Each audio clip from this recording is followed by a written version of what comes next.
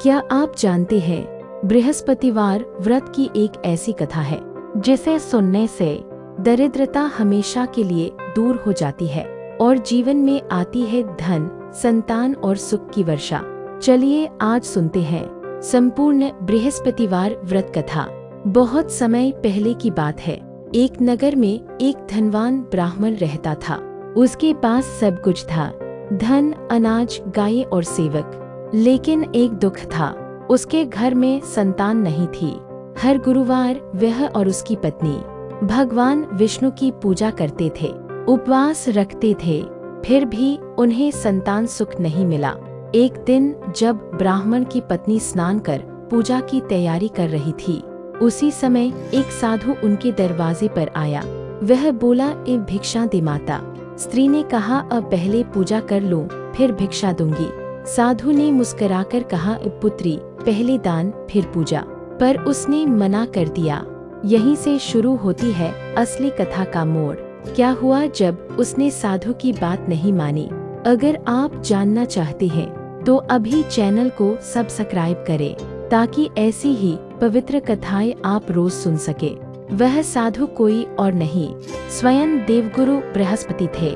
उनकी आज्ञा का अनादर होने पर उन्होंने कहा, अब तुम्हारे घर लक्ष्मी नहीं ठहरेगी। कुछ ही दिनों में ब्राह्मण का धन नष्ट हो गया। घर में दरिद्रता छा गई और खाने तक को कुछ नहीं बचा। ब्राह्मण ने अपनी पत्नी से पूछा, कहीं तुमसे कोई भूल तो नहीं हुई? पत्नी ने सारी बात बता दी।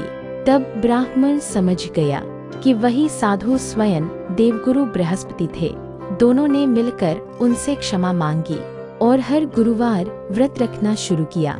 उन्होंने पीले वस्त्र पहने, केले के वृक्ष की पूजा की और ओम ब्रिन बृहस्पति नमः का जाप किया।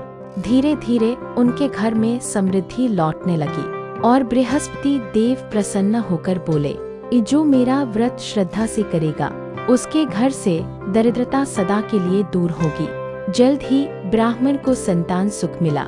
घर में धन की वर्षा हुई और जीवन में फिर से उजाला छा गया। अब ध्यान से सुनिए, अगर आप भी बृहस्पति देव की कृपा पाना चाहते हैं तो गुरुवार के दिन सुबह स्नान कर, पीले वस्त्र पहने, भगवान विष्णु और बृहस्पति देव की पूजा करें। केले के वृक्ष पर जल चढ़ाए, पीले पुष्प, बेसन के लड्डू और गुड़ अर्पित करें।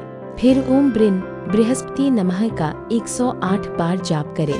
दिन भर व्रत रखिए, सायंकाल कथा सुनिए और प्रसाद ग्रहण कीजिए। जो व्यक्ति इस व्रत को सच्चे मन से करता है उसे संतान, धन और वैभव की प्राप्ति होती है। उसके घर सुख, शांति और सौभाग्य का वास होता है। और जब 7, 11 या 21 गुरुवार पूरे हों तो उद्यापन के दिन विशेष पूजा करें, ब्राह्मणों को भोजन कराए, पीले वस्त्र और दक्षिणा दे और विनम्रता से कहें, यह बृहस्पति देव आपकी कृपा बनी रहे। जो भक्त इस कथा को श्रद्धा और विश्वास से सुनता है उसके घर से दरिद्रता दूर होती है और जीवन में सुख, शांति और समृद्धि आती है। बृहस्पति देव की जय।